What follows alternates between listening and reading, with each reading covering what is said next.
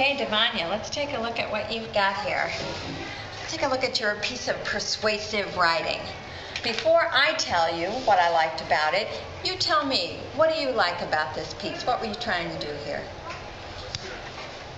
I was trying to persuade people to eat hamburgers. And how did you do that? Put good details inside my text. What do you like best about this piece? That I like hamburgers. So it was about a topic that you like and that you really believed in, which makes it easier to persuade people when you really believe in it, right? Right. Good. Well, I'm going to tell you what I like about it. I really like that your main point was absolutely clear, stated right up front. There was no question about what you were trying to persuade people about. Hamburgers are better than hot dogs, right?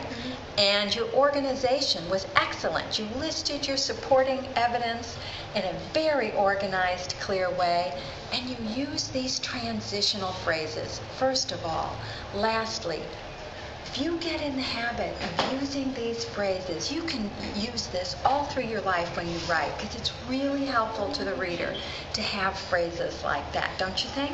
Yes. Yeah, right. And, another thing I loved, this. Hamburgers are also great because they are circles and are more easy to eat.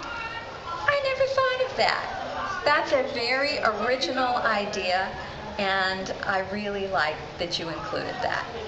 So, what we're going to do today, because writers can always make their work better, right? What we're going to work on today is something called sentence fluency, which means, that just means that the sentences are smooth and they make sense and they're interesting. So writers always need to work to make sure that they have good, clear sentences.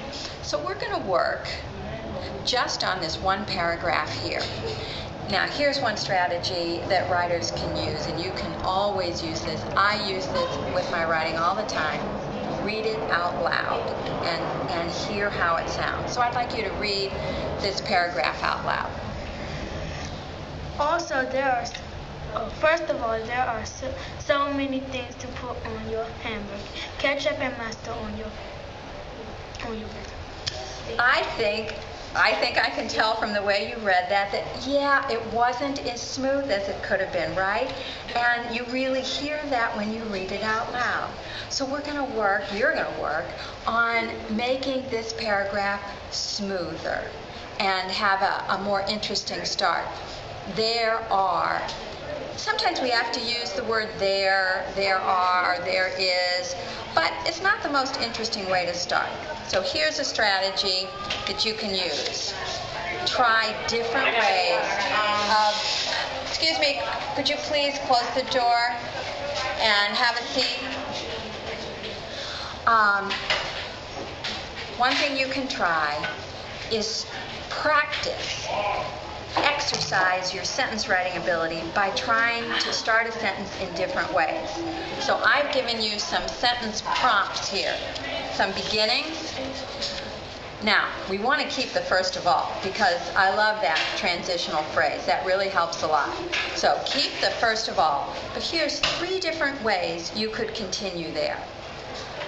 So I want you to go ahead and finish these sentences. And you can write more than one sentence. It can be a whole paragraph that expresses the same idea you have here. And you can add to it too. So go ahead and write 3 different ways of that, putting that thought in 3 different ways, with 3 different beginnings. Okay?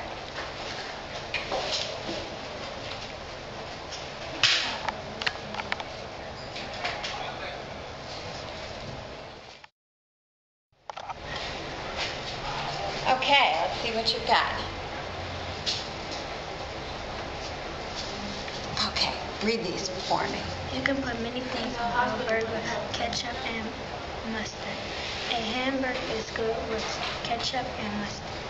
Think of all the things you can put on your burger, like ketchup and mustard. All right, you got the same idea of starting 3 different ways. So which one do you like best? I agree with you totally. So what we're going to do is cut this out and cut this and staple it in there, and that'll be your revision of your persuasive writing.